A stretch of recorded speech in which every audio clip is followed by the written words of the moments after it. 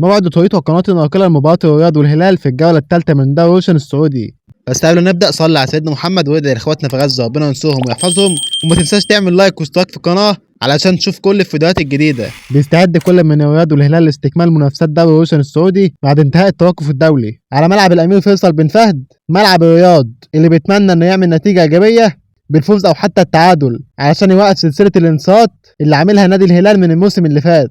أما الهلال حامل اللقب يطمح في مواصلة سلسلة الانتصارات بعد الفوز في الجولة الأولى والثانية، وافتتح الهلال مشواره في الدوري بالفوز على الأخدود 3-0.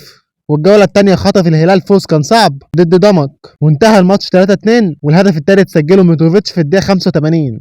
أما نادي الرياض بدأ الدوري بالتعادل 3-3 مع الوحدة، والجولة الثانية صحح مساره وفاز 3-1 على نادي الخلود.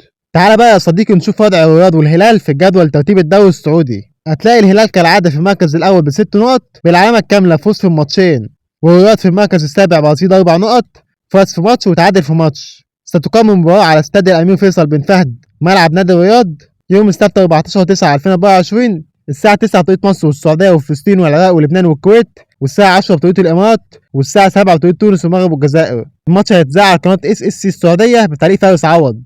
ما تنساش بقى تعمل لايك واشتراك في القناة وتقول لنا بتشجع مين في الدوري السعودي.